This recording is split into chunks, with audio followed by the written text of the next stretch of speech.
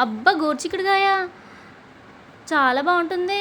చపాతీల్లోకి తింటే ఫ్రై చేసేసాను సింపుల్‌గా. చూసేయండి మరి పల్లెటూరు స్టైలు. ఇలా తింటే పర్వతమెక్కినోడైనా భూమి మీదకొచ్చి తినేయాల్సిందే మరి. అలా చేసేసాను సింపుల్‌గా చూడండి. ముందుగా గోరుచిక్కుడుకాయని కడిగేసి, ఉడకబెట్టేసుకొని, పక్కన పెట్టేసుకొని, దాన్ని కూడా నూనెలో వేయించాను. వేయించిన తర్వాత కడాయి పెట్టి నూనె వేసి ఆనియన్స్‌ని కూడా బాగా వేయించాను. వేయించిన తర్వాత పసుపు, జింజర్ పేస్ట్ కూడా వేసి వేయించాను. నేను ఆల్రెడీ ఫ్రై చేసుకున్న గోరుచిక్కుడుకాయని కూడా వేసి బాగా ఫ్రై చేశాను. ఫ్రై చేసిన దానిలో టమాటోస్‌ని, రుచికి సరిపడా కారాన్ని, ఉప్పు సరిపడా వేసి బాగా కలుపుకున్నాను. కొత్తిమీర, కరివేపాకు ఏది అవైలబుల్‌గా ఉంటే అది వేసేసేయండి. 2 నిమిషాల పాటు అలా ఉడికించుకున్నారంటే విమానంలో తిరిగేవాడైనా భూమి మీదకొచ్చి తినేయాల్సిందే మరి. అంత టేస్టీగా ఉంటుంది. మనకి ఏదైనా అవైలబుల్‌గా ఉన్న మసాలాను కూడా యాడ్ చేసుకోండి.